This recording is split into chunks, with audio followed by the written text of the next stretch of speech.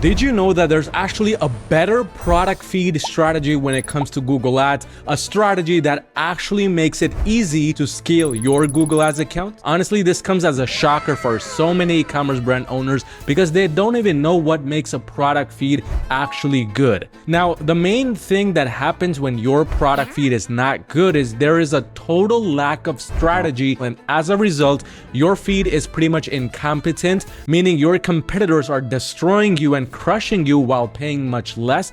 Or number two is that your product feed right now doesn't convince anybody to purchase, and as a result, Google notices this and pushes your ads more and more to the back. But now this kind of begs the question, what makes a product feed actually good? Well, there's three different things I've figured out after spending now over $20 million with Google Ads in the past 5 years, and the three main things are: number one, a good product feed is one that is relevant to your perfect audience's searches. Number two, a good product feed is one that increases the perceived value of your products. And finally, the perfect product feed is one that adds a lot of desire and trust to your product listings, and as a result, makes your customers want to purchase from you. First things first, for this strategy to work, you need to understand what your competitors are doing, and the best way to do this is by doing a quick search for one of your main keywords. Now, here, for the sake of this example, we're gonna assume we're selling horse saddles. Now, when I do a quick search for horse saddle, what I'm trying to understand is, what is my main competitor doing? And the first things we try to understand is, what is the overall generic approach for the product images? Because the number one thing that can go wrong with the product feed is the image. I like to go by a simple quote when it comes to the product feed, which is, do the opposite of what your competitors are doing. Now, it's as simple as, for example, potentially looking at which way these horse saddles are laid out. And what we see is a lot of these horse saddles, basically the top 5, are in the position from left to right, where the end of the saddle or the beginning of the saddle is in the left, and then the back of the saddle is on the right, as it looks like. Quick approach for this, a simple solution to this would be doing the opposite. So having our saddle be flipped. So it would be on the other opposite direction, where the back end is on the left now and the front end is on the right side now. Just a simple switch like that is enough to get the product feed started on the right path. But if you want to really take things to the next level, then you need to look at it on a much more broader level of whether your competitors are doing more lifestyle images or whether they're doing more white background images. And clearly, the top 5 or even top 7 competitors here are almost all white background images. Now, the best way to approach this when it comes to the product feed is by going with an image which stands out and is in lifestyle image, just like this one right here. Clearly, it's standing out from the crowd. It's a real lifestyle image, and if this brand were ranking in the front, well, it would almost be a no-brainer that majority of the attention would go towards this. Not because it's more luxurious or not because it has a better product title, it's solely because of the product image. And moving on from there, the next part of the product feed approach here is the product titles. You don't want to have just any random product title. It should be rather more aligned and focused with your goals while adding a lot of perceived value. So number one, a good product title should have perceived value adding keywords like premium, like beautiful, like right here, or luxury, or portable, whatever it may be for your brand, whatever it may be for your niche. You want to have those perceived value adding keywords. But the second portion of this is having search engine optimized keywords. You cannot rank in the front with just a lot of perceived value addition keywords. You need some search engine optimized keywords to help the algorithm as well. And then third thing your product titles need to have is some sort of brand authority, some sort of brand guidelines and guidance. And that's as simple as just adding your brand name at the very end, followed by a little dash or line like this one.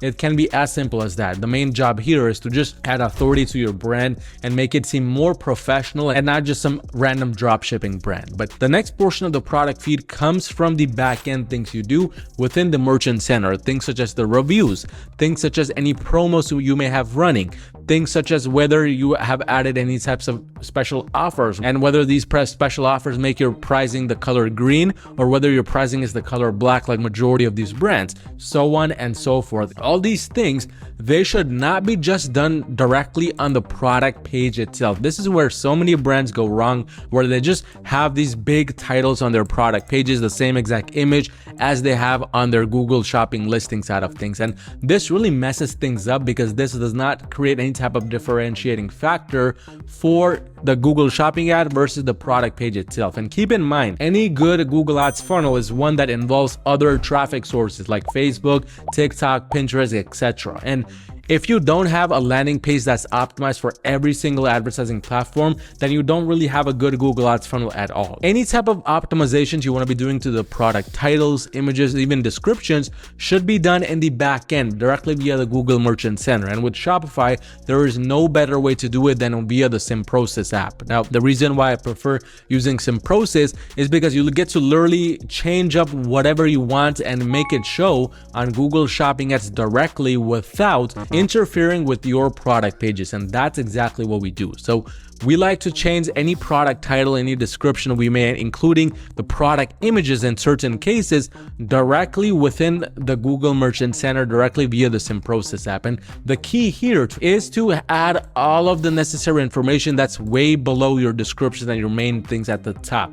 Things such as the Google product categories, things such as custom attributes, detailed product characteristics, so on and so forth. This is where majority of the skill is found. But you don't want to just take this very lightly. Instead, what you want to be doing with this bottom section is you want to be going as narrow as possible, because with Google Shopping listings, if you look at the left-hand side, you'll see that there's a lot of additional options for users to change within, to click within. And if you click shopping, these things are also visible on the left-hand side. You can click on different brands. You can view it based on shipping and returns, even discover if it's a woman-owned business, if it's a veteran-owned business. All these things can be added within the Google Merchant Center. But if you just scroll through, you'll see so many different variables and variations that you can literally choose from when ticking these boxes. And these boxes, if you want to be ranking your brand here, if you want to have certain things where when somebody clicks on woman-owned business, your brand comes up, this all needs to be done directly within the SimProcess app right here, or